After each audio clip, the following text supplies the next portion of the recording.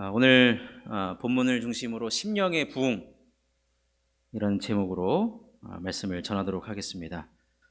오후 예배가 이제 오늘부터 다시 이제 시작이 되는데, 하여튼 오후 예배 나오신 여러분들을 진심으로 사랑하고 존경합니다. 예, 졸면 큰일 납니다. 졸지 마시고, 눈꺼풀이 무거워지면 허벅지를 꼬집어서라도 오늘 말씀에 함께 은혜 받았으면 좋겠습니다. 이 시간에 심령의 부흥이라는 이 시리즈 말씀으로 이렇게 전하려고 합니다. 그래서 이제 다시 재개되는 오후 예배에 어떤 말씀을 전할까 하다가 우리의 심령이 먼저 부흥해야 되겠다, 그런 마음으로 말씀을 준비했습니다. 제가 여러 부흥에 관련된 책들을 또 보고 여러 글들을 보다 보니까 가장 제가 그래도 좀 와닿는 표현들이 많은 것들을 좀 인용하면서 설교를 시작하고자 합니다. 여러분, 이 부흥이라는 것은 침체되었던 사람이 하나님의 새로운 생명력을 공급받아서 새 힘이 솟아나게 되는 현상을 말한다고 합니다. 생명은 있지만 그 생명이 완전히 다운되고 하락되어 있는데, 그것이 다시 새로운 기운을 얻고 새로운 은혜를 받아서 새로운 생기가 솟아오르고 생명력이 넘치는 모습을 부흥이라고 표현을 하더라고요. 여러분, 좀 동의가 되십니까? 예. 그래서 엄격히 말한다면 이 부흥이라는 것은 하나님께서 인간을 새롭게 소생시키는 거예요. 새롭게 소생시키는 것. 마치 시체가 될 것 같은 사람의 내면 속에 하나님의 영을 불어넣으시고 하나님의 기운을 공급해 줌으로써 다시 건강한 사람이요 아주 활력이 있는 사람으로 일으켜 세우는 것입니다. 따라서 부흥이란 하나님께서 자기 백성을 찾아오셔서 하나님의 말씀과 성령으로 충만하게 채워주심으로써 그 신비로운 은혜와 능력을 통해서 사람들을 변화시키고 위대한 일꾼으로, 사명자로 다시 일어서고 전진하게 하는 것이 바로 부흥이라는 거예요. 부흥은 하나님의 사람들에게만 임한다는 거예요. 하나님의 사람들에게만. 하나님의 말씀과 성령으로 채우셔서 신비로운 은혜와 능력을 통해서 다시금 일어서서 주님을 위한 일꾼으로 쓰임받는, 그것이 바로 이 부흥이라는 거예요. 그래서 이 부흥을 경험한 사람들의 결과는 어떻게 되느냐? 혹 우리의 삶의 곁길로 가다가도 바른 길로 돌아오게 되어 있고, 후퇴하는 자를 다시 전진하게 하고, 넘어진 자를 다시 일으켜 세워주고, 약한 자를 강건한 자로 만들어주고, 잠자는 자는 깨워주고, 미지근한 자는 뜨겁게 만들어주는 이것이 바로 부흥의 결과입니다. 그리고 꺼진 심령의 불은 다시 달구어주고 병든 자는 치료해주는 역사가 나타나기 때문에 성경에서 이 부흥, 여러분, 살아있으나 마치 죽은 것 같은 그런 상태를 하나님은 원하지 않습니다. 그래서 그 영혼에게 성령과 말씀과 은혜로서 새로운 기운을 복돋아줘서 다시 일어서고 다시 달려가고 다시 전진할 수 있도록 하나님께서 그 심령에 부흥을 허락하신다는 거예요. 그렇기 때문에 하나님의 사람인 우리 모두는 부흥을 원해야 돼요. 부흥을 간절히 여러분 원해야 되는 거예요. 사랑하는 성도 여러분, 이 오후 예배 시간마다 이런 심령의 부흥을 갈망하시기를 주님의 이름으로 축원합니다. 여러분, 교회도 부흥해야 되고요, 가정도 부흥해야 되고, 내가 하고 있는 사업, 생업 다 부흥해야 됩니다. 근데 가장 중요한 부흥이 무엇이냐면, 사실 성경의 어디를 봐도요, 하나님이 중요시 여기는 것은 바로 우리 개개인이에요. 개개인. 내가 부흥해야 내가 있는 가정이 살고 내가 있는 곳이 살게 되는 거예요. 그래서 가장 중요한 부흥은 바로 나의 심령의 부흥이라는 거예요. 여러분, 과거에는 이 부흥회라는 이름으로 많이 모였지 않습니까? 저도 부흥회 언제 해봤는지도 몰라요. 기억도 잘 안 나요. 예. 여러분, 부흥회를 꼭 하지 않는다 할지라도 하나님께서 우리들에게 말씀을 주셨고 또 이렇게 예배할 수 있는 귀한 교회와 또 이런 시간을 허락해 주셨는데, 여러분, 우리는 오늘부터 다시 시작되는 이 오후 예배 시간을 통해서 하나님, 정말 저에게도 다시 이러한 심령의 부흥을 허락하여 주시옵소서. 여러분, 간절함이 있어야 됩니다. 간절함. 그래서 이따가요, 우리가 매일 나음이 위해서, 지음이 위해서, 교회를 위해서 기도하잖아요. 여러분, 이따가 소리 내서 기도 안 하면 졸음으로 아마 전멸될 겁니다. 부흥 설교를 들었는데 이따가 그렇게 기도하시면 안 되죠. 부르짖으셔야 되고, 예. 뒤에서 아유 시끄러워 죽겠네 이런 소리가 날 정도로, 예, 우리는 진짜 기도하셔야 돼요. 자, 그렇다면 본격적인 오늘 이 빌립보서 3장 12절과 14절의 말씀은 무엇이냐면, 여러분, 우리 심령의 부흥이 일어나기 위해서는요, 이 거룩한 불만을 가지고 있어야 된다는 거예요. 거룩한 불만. 여러분, 이 거룩한 불만이라는 말 자체는 사실 모순입니다. 모순이에요. 긍정적인 단어와 부정적인 단어가 결합되어 있습니다.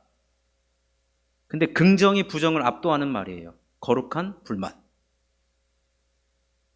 여러분, 불만이 있어야 한다는 것은 나 자신의 영적 생활에 대해서 거룩한 불만을 갖자는 거예요. 내 영적인 생활. 제가 오전에도 말씀드렸지만 우리 예수님은 늘 하시던 대로 회당에 가셨고 말씀을 읽으셨고 한적한 곳을 찾아 기도하셨습니다. 예수님도요, 제가 예수님과 대화는 해보진 않았지만 예수님도 거룩한 불만이 있으셨을 거라고 봅니다. 여러분, 이러한 내 영적인 생활에 거룩한 불만이 없는 사람은요, 한 걸음도 내디딜 수가 없다는 거예요. 그럼 왜 제가 분명히 내딛는다라고 말씀드렸는데, 우리 기독교 신앙에 있어서 내딛는다는 것, 한 걸음 걸어간다는 것, 그리고 오늘 우리가 읽은 말씀을 보면 사도 바울은 달려가는 신앙생활을 했어요. 달려가는 신앙생활. 한 걸음 내딛기도 버거워 죽겠는데 바울은 우리들에게 달려가는 신앙생활을 이야기하거든요. 여러분, 달려갔다라는 말은 내가 현재의 나의 영적인 신앙생활에 대해서 늘 거룩한 불만이 있었기 때문에 달려갔다라고 표현을 한 것이나 마찬가지입니다. 여러분, 우리는 이 불만의 반대말이 뭐냐면 만족이거든요. 만족. 우리는 그리스도인들은 당연히 하나님께서 우리들에게 주어진 모든 것에 대해서는 만족하셔야 돼요.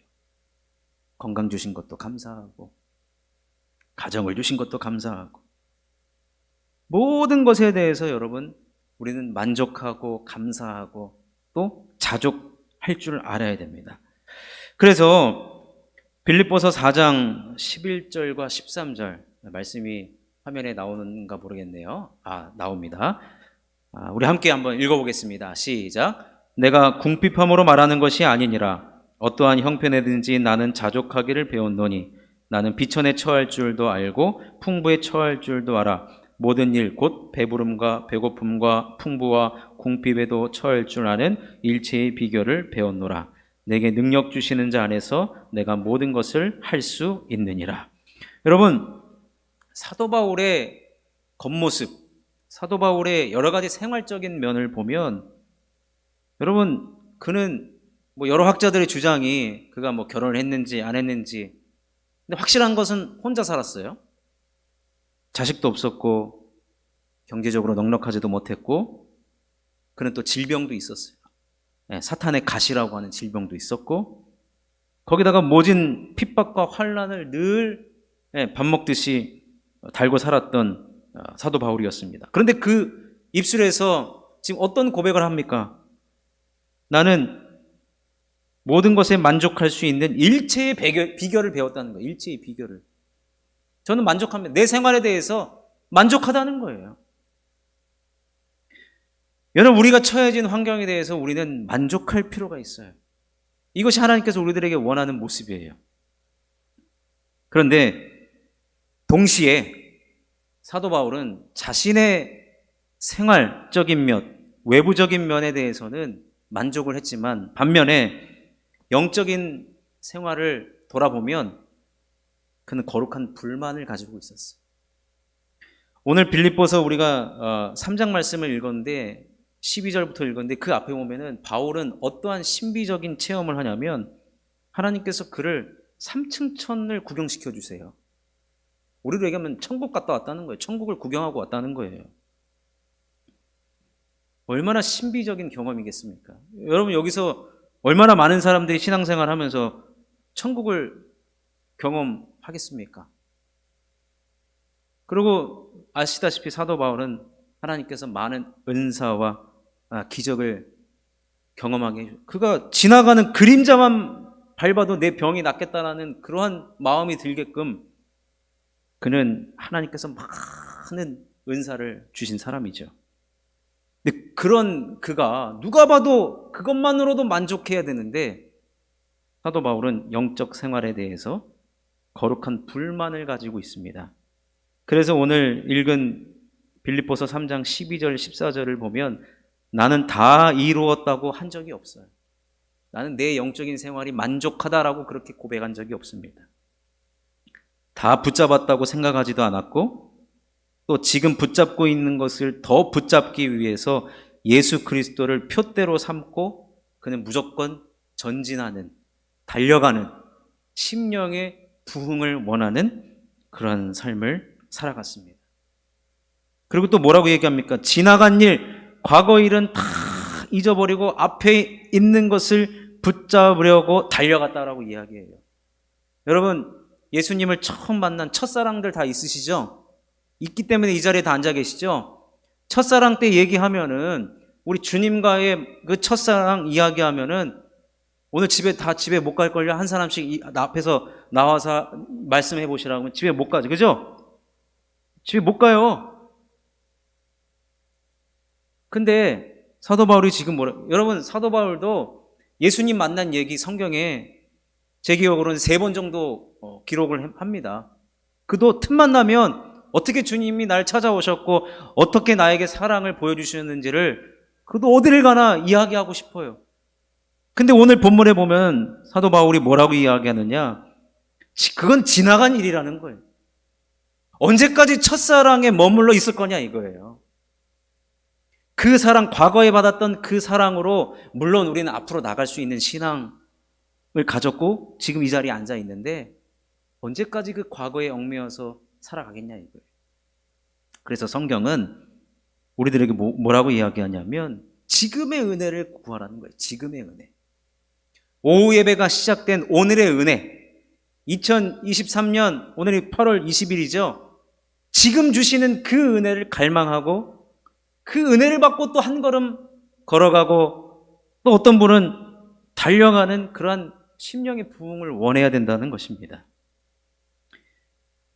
그래서 오늘 읽은 본문, 지금 약간 이제 졸음이 이제 오기 시작할 때, 자, 우리 빌립보서 3장 12절과 14절을 눈에 힘을 주고 한번 읽어보겠습니다. 시작. 내가 이미 얻었다 함도 아니요 온전히 이루었다 함도 아니라 오직 내가 그리스도 예수께 잡힌 바 된 그것을 잡으려고 달려가노라. 형제들아, 나는 아직 내가 잡은 줄로 여기지 아니하고 오직 한 일, 즉 뒤에 있는 것은 잊어버리고 앞에 있는 것을 잡으려고 표대를 향하여 그리스도 예수 안에서 하나님이 위에서 부르신 부름의 상을 위하여 달려간다. 우리 예수님께서 신앙생활의 그 마지막 종착점에서 상을 가지고 기다리고 계시는데 나는 그거 아직 안 받았다 이거예요. 받을 때까지 달려가야 된다는 거예요. 그게 바울뿐이겠습니까? 저와 여러분은 이 거룩한 불만을 가지고 한 걸음 한 걸음 나도 저 부르신 부름의 상을 받기 위해서 오늘도 나는 달려가리라. 여러분, 우리가 대사도라고 하는 이 바울조차도 영적인 면에 있어서는 거룩한 불만을 가졌다라고 한다면 저와 여러분도 마찬가지입니다. 우리도 우리 신앙생활을 되돌아보면 왜 나는 항상 여기 머물려고 할까? 나는 왜 항상 여기까지만 하려고 할까? 여러분 자기 자신을 한번 돌아보셔야 됩니다. 제가 오늘 말씀을 준비하다가 한 10년 전에 갑자기 한 장면이 떠올랐어요. 뭐냐면 제가 당시에 이제 고등학생들 이제 가르칠 때인데 수련회를 갔는데 그 고3짜리 그 남학생이요. 이 강단에 올라와서 기도를 하는데 갑자기 집회가 다 끝나고 나서 목사님 할 말이 있습니다. 무슨 얘기냐 그랬더니 목사님 저는 여태까지 수련회 와가지고 이렇게 기도하라 그러면 기도하다가 자기가 여기까지만 하면 돼. 자기가 나름대로 끝 시간을 정했대요. 이 정도 했으면 난 충분해. 이 정도도 나는 훌륭해.